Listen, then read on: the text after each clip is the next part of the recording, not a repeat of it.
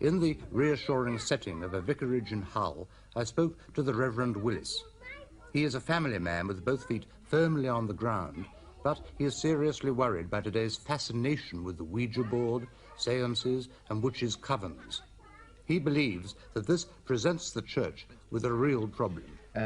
Clergy all over the country have been deluged with people coming to them for help because either it's induced a mental breakdown with a lot of people ending up in mental hospitals, a lot of people are driven to attempted suicide in this area at any rate, and in other areas I know there have been several cases of real suicide from people playing around with the Ouija boards even, or just consulting mediums or fortune tellers.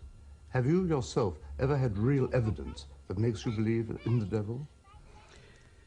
In one particular case, I remember, a family had rung up the Samaritan service, who in turn asked myself and another priest to go along and help a family who were in terror out in the street. We got the family back into the house, and after having talked to them for some time, one of the women complained that something was around her, a horrible coldness, and could I help her? Could I go over there and pray with her? And I went across the room to her, and she began to say, please help me, because it's around me. I've gone all cold. It's all around me. Please help. Please help me. Please help me. And she began to struggle with something around her throat. She began to physically choke. And I read plenty of times in fiction of people saying, that their eyes bulged in terror. But this is the first time I ever really saw it myself. Her eyes came right out of the sockets and bulged like this. Help me. And she was struggling. And I thought, well, is this some sort of psychological flip? Some hysteria. So for a while, a few seconds, I didn't do anything. But eventually she got so desperate and was obviously choking that I thought I must do something, and I must assume that this is something evil around her. And I went over to her and said, in the name of Jesus of Nazareth, I command you to come out of her and go to that place appointed for you. And nothing happened. And for a moment I was puzzled. But then I remember reading that sometimes people involved in exorcisms have a big struggle. So I kept on with this same command, on and on, several times, over perhaps 10 or 15 seconds, which is quite a long time, really. And eventually, she collapsed on the floor. We took a glass of water to her and brought her around, but for a quarter of an hour, she wouldn't talk about it. She just couldn't talk about it. She was so frightened. But eventually we said, well, what happened? And she said, something just completely took over me. I felt as though I was being pushed out of myself. I'm convinced I would have died if you hadn't begun to do something. And she said, I heard your voice in the dim distance, praying. And gradually, she said, I seemed to come back into myself. And I said, well, what did you actually see or feel? And she said, the only thing I saw was a face which looked like a doll with staring eyes, absolutely hypnotizing me. I just couldn't take my eyes off it. And then I blacked out. Well, I prayed with her, prayed with the family. We eventually went and blessed the whole house. And after some time, they said, we feel completely at peace now. Whatever it is gone.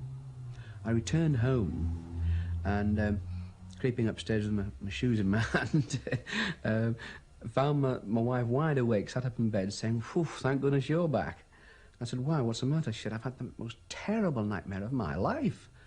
I said, well, what was the matter? She said, well, it was only a dream, but she said, I felt there was something evil in the house attacking myself and the children. She said, in my dream, I met it in the sitting room. I went downstairs and met it in the sitting room.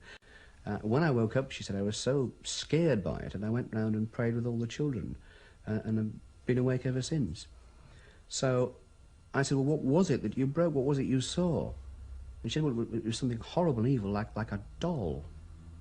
God. So something, however you view it, happened, passed between the two houses. My wife didn't know.